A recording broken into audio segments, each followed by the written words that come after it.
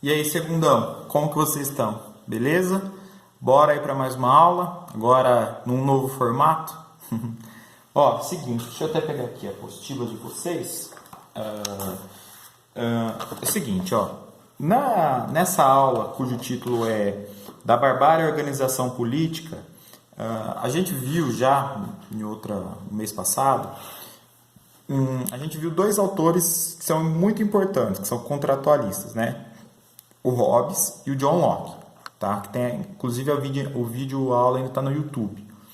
E aí, pessoal, a apostila não traz um terceiro autor, que ele é muito importante, só que não consta, né, na apostila, e que é o Jean-Jacques Rousseau. Então, o que eu vou fazer? Eu vou trazer informações adicionais, um conteúdo extra sobre o Rousseau, para ficar mais bem assim contextualizado quem são esses três contratualistas, tá? Então a gente já viu dois deles e agora a gente vai para o terceiro, que não está na apostila.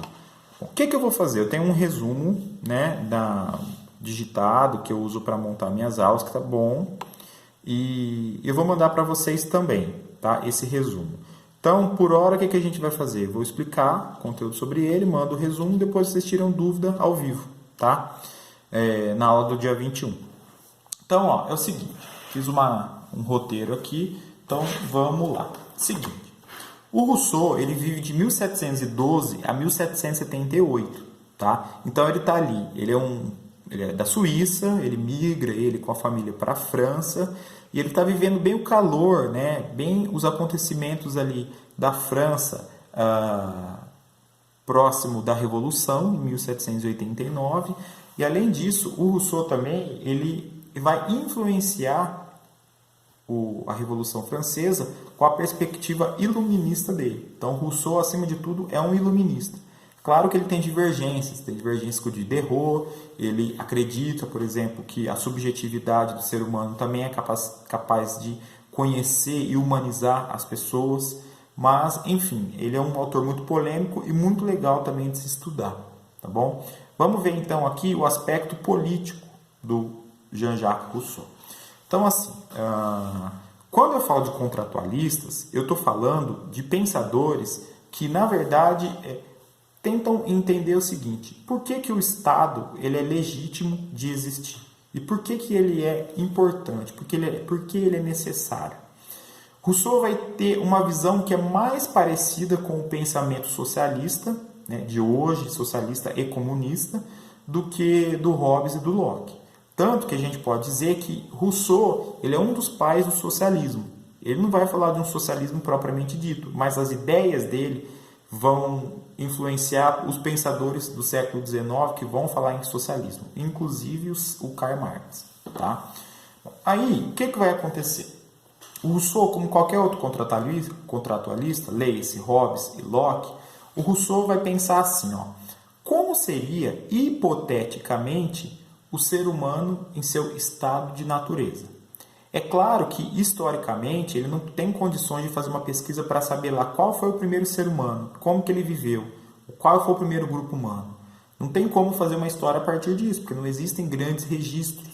Tá?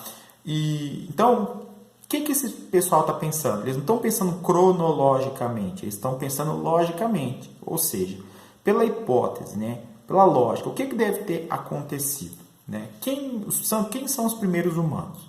Então, eles estão fazendo o quê? Na verdade, eles estão especulando. Eles não têm a condição de ter certeza, mas eles estão especulando e nem por isso deixa de ser importante.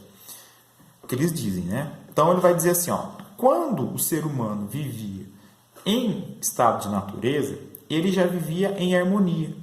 Por que em harmonia? Porque não era colocado para ele a disputa, o poder, não era colocado para ele a necessidade de ter bens para poder ser feliz. Então, ele se bastava com a caça que ele empreendia para matar sua fome, na criação dos seus filhos. Ele tinha uma vida mais livre, em contato com a natureza, e ele desfrutava realmente dos prazeres que o mundo poderia dar para ele, porque ele tinha contato com o mundo natural mais detidamente, mais constantemente do que as sociedades posteriores. Então, Rousseau está escrevendo, ó, presta atenção, quando está surgindo a primeira Revolução Industrial na Inglaterra, O mundo está passando por uma experiência iluminista, né? E além disso, o Rousseau ele está vivendo na França, que é um lugar que, enfim, está prestes a eclodir a Revolução Francesa, onde as pessoas estão se tocando que é o seguinte: a monarquia e a nobreza, eles estão, o povo pensando, né? Eles estão deitando e rolando em cima dos nossos impostos. Então, estão mantendo uma vida de luxo enquanto a gente está no sofrimento, no trabalho árduo. Então, é um novo mundo se criando. Rousseau, portanto, ele vai considerar o seguinte, ele vai dizer assim, ó, num estado de natureza, as pessoas viviam muito bem em harmonia. A organização que elas tinham era suficiente para ter uma vida plena.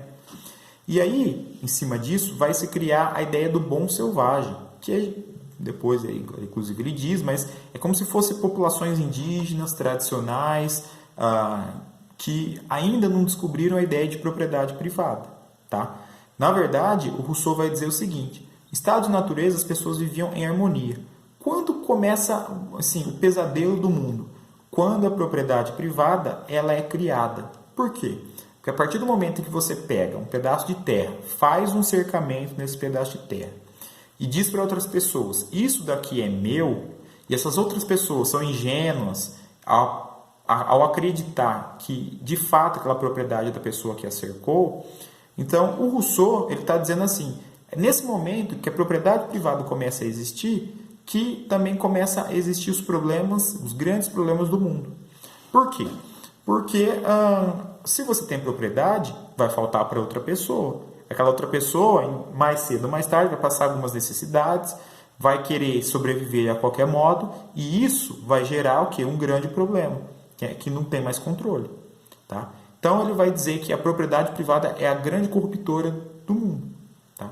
Então, quanto mais você tem, mais você quer. Ele está vivendo num período em que o mercantilismo ali está deixando, conseguindo acumular a riqueza necessária para a burguesia fazer a revolução industrial e, portanto, essa lógica burguesa de acumulação de riqueza, de explorar cada vez mais as colônias da América, na África, etc., ela é algo assim que saiu do controle.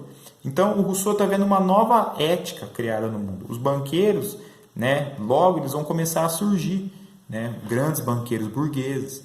Então, você fala assim, tudo se faz pelo lucro, pela vontade de ter mais e mais patrimônio.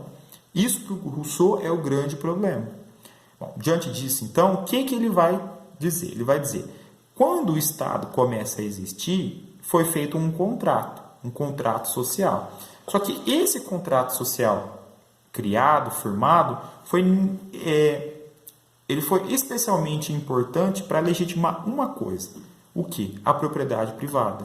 Então, ele vai dizer, as leis e a permissibilidade que o Estado tem com a propriedade privada, ela é muito grande. Então, o Estado, a rigor, serve para manter a lei para aquelas pessoas que têm posses, contra aquelas pessoas que não têm posses.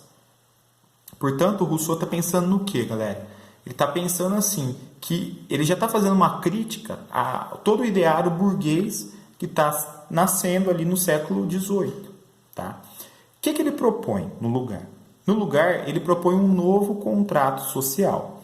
E quais são as bases desse novo contrato social? Ele vai dizer que todos os indivíduos de uma determinada sociedade têm que participar da elaboração desse contrato social.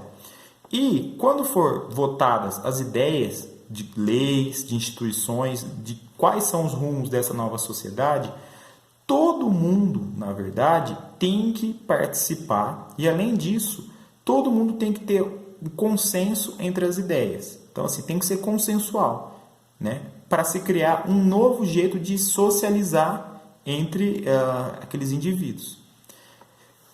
Bom, quando o Rousseau propõe essa nova forma de sociedade, na verdade, ele está dizendo assim, ó, a gente vai abrir mão dos nossos plenos direitos, a gente vai alienar a nossa vontade individual para criar um sistema de regras sociais e que o Estado vai tomar conta.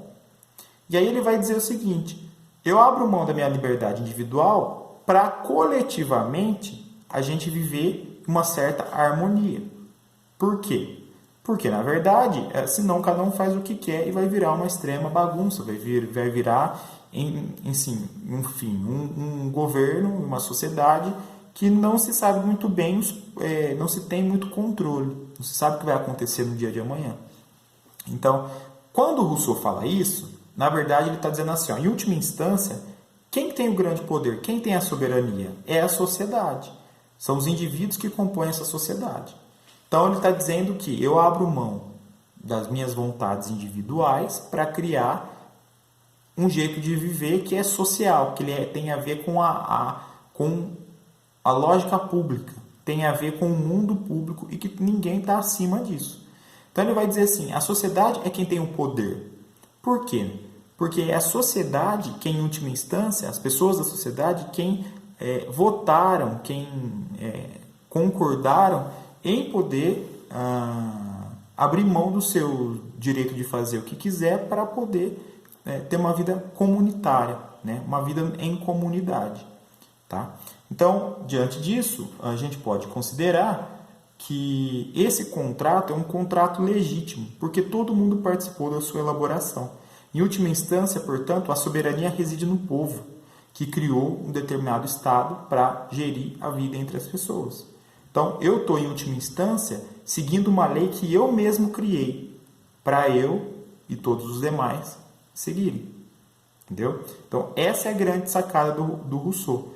Portanto, mais do que os outros autores, ele vai dizer que quem tem o poder de decisão não é o Estado, não é o governante, é um poder absoluto, ilimitado, como diria o Hobbes, e também não é o Estado liberal que o John Locke colocou, porque o John Locke vai falar, em última instância, que o Estado serve para garantir quem tem propriedade privada. Só que se você não tem propriedade privada, ou um número muito pequeno de bens, por exemplo, o que vai acontecer? Você não tem poder dentro daquela sociedade. Tá? Então, o seu poder está limitado ao conjunto de bens que você tem. O Rousseau ele vai dizer assim, você não precisa ter bens, você não precisa seguir um rei que muitas vezes tem um comportamento despótico, que é injusto para com seus súditos. Na verdade, o poder reside no povo. E essa ideia consta na Constituição Brasileira. Depois da Revolução Francesa, essa ideia também foi colocada na Declaração Universal dos Direitos do Homem. Enfim, então é muito importante essa ideia russoniana. Ele é um pai do socialismo, de um nascimento de ideias socialistas. Tá certo? Bom, e aí, rapidamente, o que a gente pode colocar aqui é o seguinte.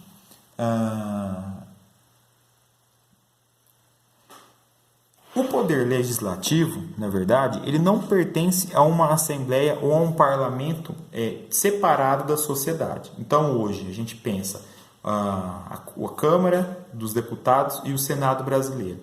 Eles governam só para eles. Isso aí qualquer um fala, né? Com certeza, concordo com isso. Eles governam de acordo com os seus próprios interesses e não para a população. O Rousseau, já no século XVIII, ele dizia que o poder ele tem que estar, na verdade, sendo exercido, o poder legislativo, pelos próprios cidadãos. Ou seja, ao invés de a gente eleger alguém que vai nos representar no poder legislativo, né, ou seja, na criação das leis, nós cidadãos, nós vamos participar. Então é uma democracia que o Rousseau pensa participativa. Todos os cidadãos vão nas assembleias, vão nas discussões públicas para definir o que vai existir dentro da sociedade. Tá? Quais são os próximos rumos e quais são as leis necessárias a serem criadas para manter uma harmonia, um equilíbrio dentro da política. Então, a gente não elege uma democracia representativa. A gente, em lugar disso, a gente participa. Tá? E aí, ele vai dizer que os magistrados, que são juízes, eles também são subordinados ao povo. Ou seja, o juiz é quem tem que aplicar as leis criadas pelo legislativo, pelos legisladores, e eles não podem aplicar as leis de acordo com a sua vontade própria. Né? Na verdade, eles têm que seguir o que o povo quer, né? Claramente a partir das leis que o legislativo, né? A participação dos cidadãos cria. E, em última instância, ele vai dizer assim, ó, a partir do momento que a gente elege, né, que a gente coloca uma pessoa para governar e a gente vai acompanhando esse governo, a gente também vai participando, o que acontece? O Rousseau diz que se esse governante não for de acordo com as vontades dos cidadãos e não governar para esses cidadãos, Rousseau vai dizer que a soberania reside no povo. E, portanto, esses cidadãos, a eles são legítimos a ideia de fazer uma revolução para retirar do poder esse novo governante. Tá? Então, assim, é uma ideia bastante interessante porque até hoje, a gente quando fala em democracia, a gente está pensando, no fundo, nessas ideias russonianas, que é a gente quem decide o que acontece dentro do Estado. Tá? Então, assim, a democracia, o poder da maioria, o poder da vontade pública, o interesse que pertence a todos, é o que deve reinar na política. Existe isso? Enfim, há críticas. Como eu acabei de dizer, existe uma classe política que governa para eles e não para a população. Mas, assim, em tese, é isso que acontece nas democracias. Tá? Hoje, se questiona muito a democracia representativa no mundo todo. Talvez seja importante a gente pensar o Rousseau para recriar uma democracia que seja menos representativa e mais participativa. Tem um conteúdo utópico de difícil realização no Rousseau? Sim, porque para e pensa, como que todo mundo vai participar? E além disso, assim, será que todo mundo é estudado, todo mundo é consciente para poder emitir suas opiniões políticas? A gente pode pensar isso também. Só que ainda assim é melhor incluir todo mundo na questão pública, no debate público, do que excluir, afastar e deixar só uma parcela da população, certo? Então, a gente pode pensar o Rousseau para criar uma nova democracia participativa e talvez hoje a internet, os meios de comunicação, né, que são mais rápidos, aí, frutos da globalização, eles podem auxiliar a gente a participar mais das decisões do governo que dizem respeito, em última instância, a nós. Uma prova disso é as aulas que a gente está tendo agora à distância, né? Uma experiência nova para todo mundo e vamos ainda depois medir quais foram os acertos que, assim, como um todo, não só no nosso colégio, mas no Brasil e no mundo, nós tivemos nessa nova experiência. Talvez no futuro, pode ser que a gente também utilize isso, ou a internet, né, para ter uma maior participação política dos cidadãos. Beleza? Abraço, hein, galera? Falou!